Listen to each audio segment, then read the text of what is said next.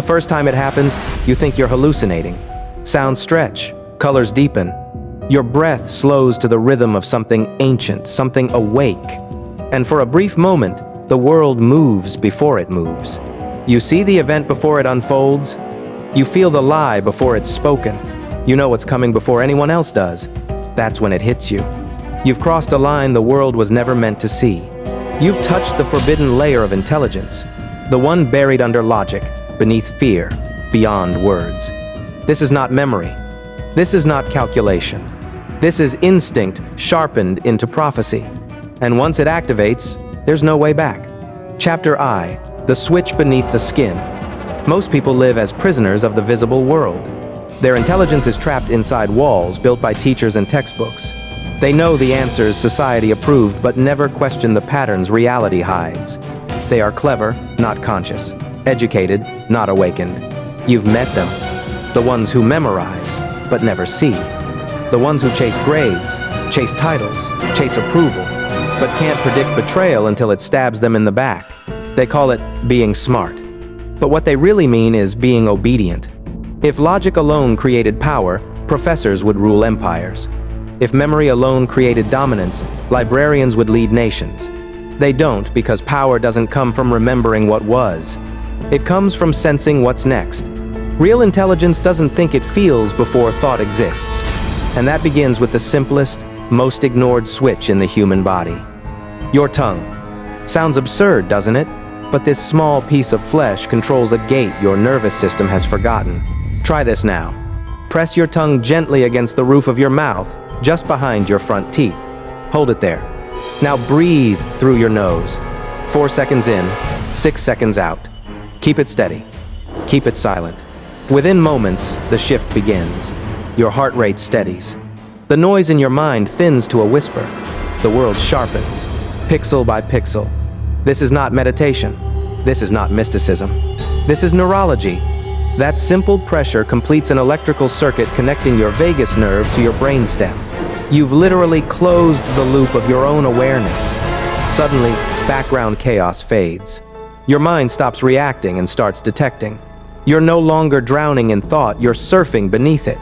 Welcome to the first layer of the sixth sense.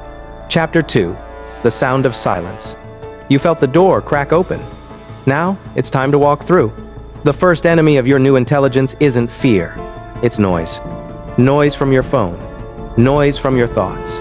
Noise from the endless scroll of other people's opinions, each one stealing your focus until your inner signal is lost. Noise blinds you. It drowns out the subtle frequencies your instincts are built to read. And without silence, your sixth sense dies before it's born. So, we begin the ritual of silence. Find a room. No screens. No voices. No light, if possible. Sit. Back straight, shoulders loose. Tongue sealed to the roof of your mouth. Now breathe slowly, deeply, quietly. 4 seconds in, 6 seconds out. Every breath closes the loop deeper. Every second you hold the silence, your nervous system tunes itself like a weapon. At first, the static will scream. Your thoughts will rebel. This is pointless. This is boring. That's not you. That's your conditioning trying to survive extinction. Ignore it. Stay. Around the 7th minute, something breaks. Not outside, inside. A drop. A surrender. Your brainwaves slow. Your senses bloom. The silence is no longer absence. It's presence. You hear electricity in the walls. You feel the weight of the air. You see details you never noticed before. Tiny reflections, invisible movements, almost too faint to be real. You've crossed into predictive awareness. Your brain is no longer waiting for input. It's scanning the future. Do this for 15 minutes each day. Every session strengthens your antenna. Every moment of silence upgrades your operating system. Geniuses weren't born magical, they were quiet enough to listen to what others ignored. Tesla heard designs whispering in his mind. Da Vinci saw patterns centuries before they mattered. They didn't summon brilliance. They tuned into it. You can too if you can kill the noise. Chapter 3, the trial of chaos. Silence sharpens perception. But silence is safe, and the world is anything but. The sixth sense isn't meant to exist in stillness. It must survive chaos. Because the world won't go quiet for you. it will scream. It will threaten. It will betray. And when it does, your silence must not collapse. It must hold.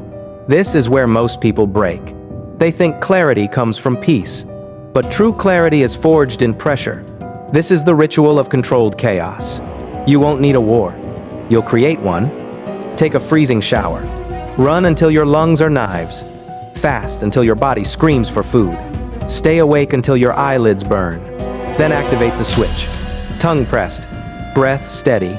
4 seconds in, 6 seconds out. Hold awareness. Don't fight the pain. Expand around it. Let discomfort roar, but don't react. Become the observer of your own storm. What happens next will terrify you. Your body screams. Your brain panics. Then something shifts. The pain doesn't vanish, it obeys. You detach from it. You see the suffering as signal, not enemy. In that instant, your nervous system learns the ultimate lesson. Chaos is not a threat, it's information. When others panic, your breathing steadies. When others lose logic, your mind clears. When others drown in emotion, you read it like language. This is the birth of weaponized calm. You'll notice it outside the ritual too. When someone yells, your heartbeat won't spike.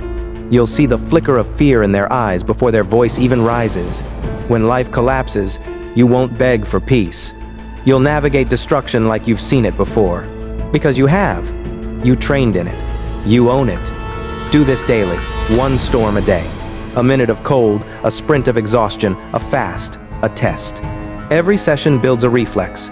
Stress hits, breath locks, awareness expands. Repeat this until chaos no longer frightens you. Until storms become your silence. Chapter 4, The Pattern Ritual. Silence gave you perception. Chaos gave you control.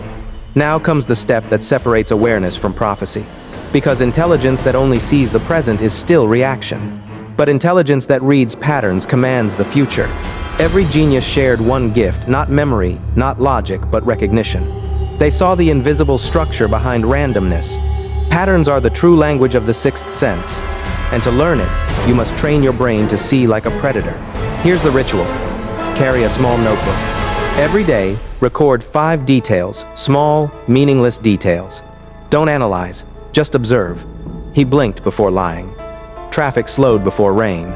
Someone's tone dropped before anger. Your energy dipped before sunset. At the end of the week, read your notes. You'll start to feel links before you think them. Tiny repetitions will begin to glow. Your subconscious will whisper connections your logic can't yet explain. By week 3, begin writing predictions. Test them. See if your instincts were right. Don't chase accuracy, chase pattern awareness. This is how your mind rewires itself from random observation to predictive mastery. And you'll know it's working the day coincidence stops feeling like coincidence. You'll say something seconds before it happens. You'll sense the shift in a conversation before it turns. You'll predict the loss or the win before data exists. That's not luck. That's the sixth sense functioning as a neural simulation machine running the future before it arrives. Your instincts will start speaking in flashes, in gut feelings that are never wrong. You won't know why you know, only that you do. That's not mysticism, that's mastery. Chapter 5, The Unseen Mind. Here's the truth most can't handle. Once you awaken this intelligence, you will feel alien. You will see too much. You'll read rooms others can't feel. You'll sense lies before they surface.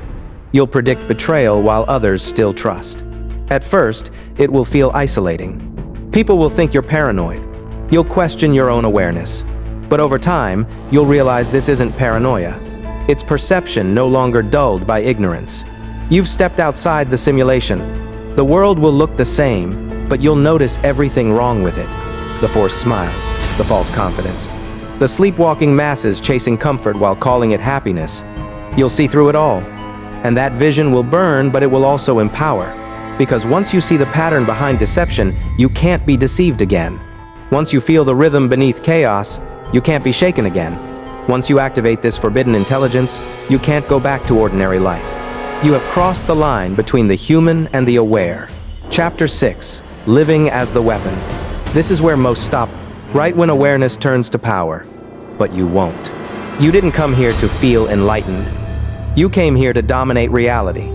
Every silence you've mastered, every storm you've survived, every pattern you've decoded, they've all been building toward one outcome: unshakable presence. You no longer chase calm, you command it. You no longer seek safety, you create it. You no longer hope for control, you embody it. And from that state, you become something rare, a person the world cannot predict. Because while others are still reacting, you're already adjusting. While others are panicking, you're already deciding. While others are blind, you're already seeing. That is the sixth sense. Not magic, not mysticism, but the trained instinct of a mind that refuses to be ordinary. From this point on, you live differently. You walk slower because you see faster. You speak less because you know more. You react never because you already felt it coming. This is what the ancients called foresight, what warriors called intuition, what geniuses called madness. But you know what it really is? Control. Control over the only battlefield that ever mattered. The one between chaos and clarity, between noise and awareness, between who you were and what you have now become. You are no longer merely intelligent. You are inevitable.